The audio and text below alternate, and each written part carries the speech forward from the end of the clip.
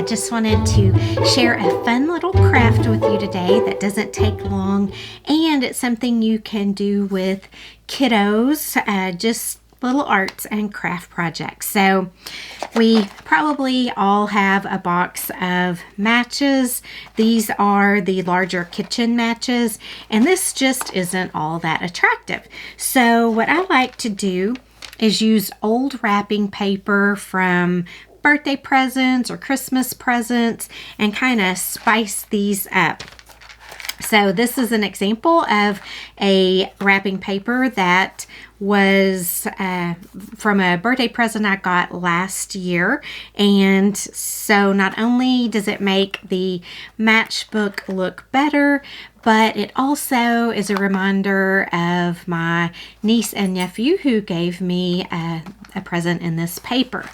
So what I like to do, because I like to do things the easy way, is I made a little pattern just out of cardboard, and it perfectly fits the brand of matches that I'll be using.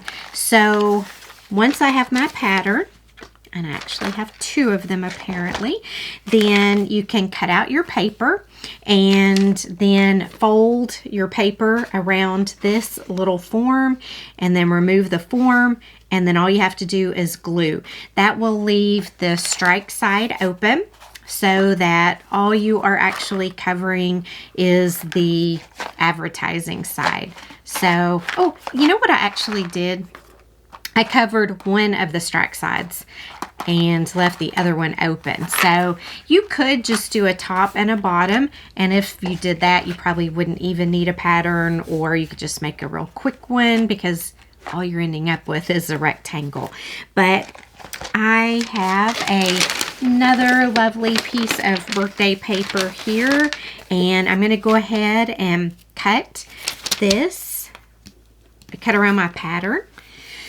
You can use scissors, or I'm just going to use a little paper cutter, roller, and then just a plastic little ruler sort of thing. So cut any dimension you want to cut. I am going to go about 1/2 inch larger on all sides. You know what? Pretty paper, so in the interest of paper, I'm going to move where I'm doing this so that I can make more fun things with the extra paper. Okay, so now I know exactly where I want to go. Of course, you're going to want to check your back, make sure it's not got any boogies on it. But this is so easy and so simple, and even, you know, it could make a good gift if you are working with your grandkids to find a fun present to give their parents.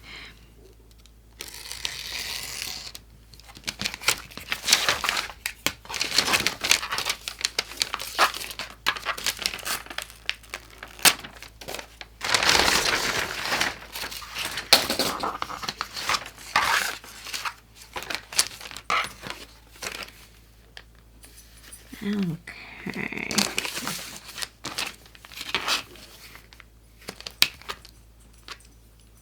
I've got Archie in here helping me. His little paws sometimes get stuck in the glue, but okay, one last cut, and then so back side, it does have some wrinkles in it, but that doesn't really matter. It's going to get glued down, and I've just got 1/2 inch, and of course this was that nice paper that already has a ruling on it, so it makes it real easy. So I'm putting down my pattern, and I'm just centering it among the I'm first folding my long edges. Oh, Archie's loving to, he's found a tub of fabric that he's scratching and itching in. So I'm gonna, if you have a bone folder, you can use that to really crease down the sides. I'm just using my ruler because it too is good for that sort of thing. Okay, got a real good crisp edge. And now again, I will do my other two edges.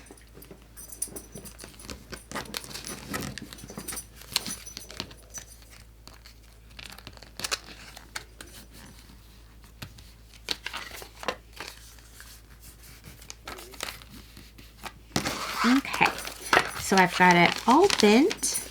Now I'm going to put my form back in just because this will allow me to bend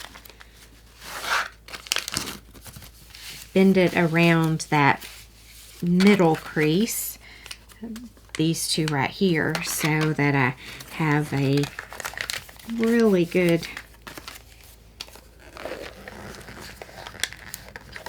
crease there. So just now looks like a little book cover. And again, I'm going to take the form out so that I can use it for more. Okay, I have a Scotch wrinkle-free glue stick, and I have my matches. You don't have to take the inner part out.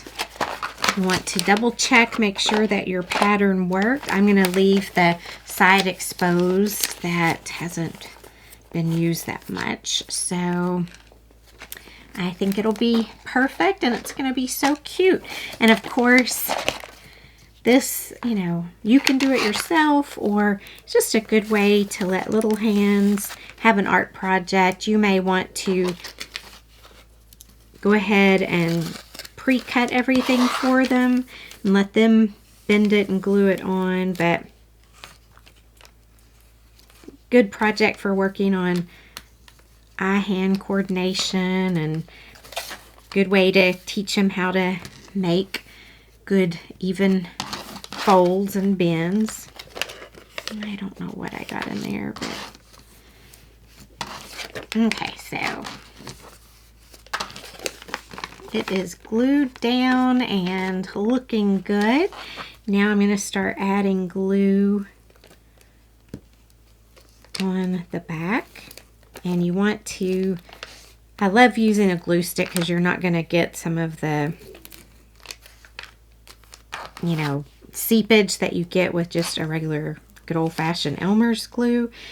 The thing with the glue stick is you want to just make sure you do get it up to the edge, or with any glue, just get it up to the edge so that it doesn't come undone when it is stuck. So I've got a pretty good amount of glue. I just went around the edges and did stripes. And now I am going to choose which way I want to put this on there. And you know, I'm going to do something just a hair different on this one, because as I mentioned,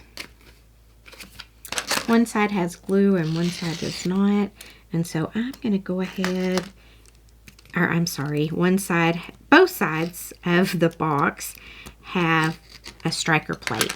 And I did notice that one of these I made, the striker plate is already wearing out. So I'm not going to glue that center section over. I'm not going to glue it onto the matchbook, because if I will cover up that, then if I really want to, I can put a new cover, you know, just rip the old paper off and put a new cover on there. So anyway, it just makes things a little easier if the striker area wears out before the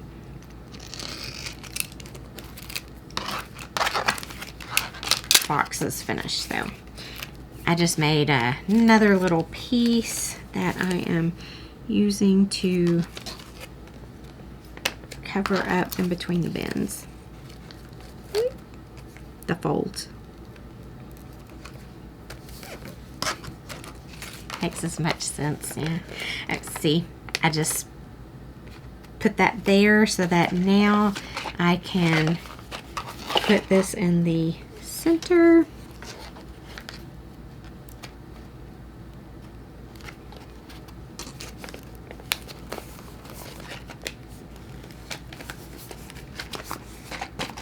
So there you have it, folks. Just hold it down, kind of burnish it around, make sure it's well stuck, but that is it. So the next time you need a match, you can just use your pretty cover of matches and you'll be good to go. And you know, if you don't like keeping the used paper around, sometimes when I have pretty paper, I'll go ahead and cut out pieces and have them folded, so then when I buy new matches, I already have a cover ready to go and all I have to do is glue it on. So that's it on the craft for the day. I'm going to get back cleaning house. I've been putting that off for a while.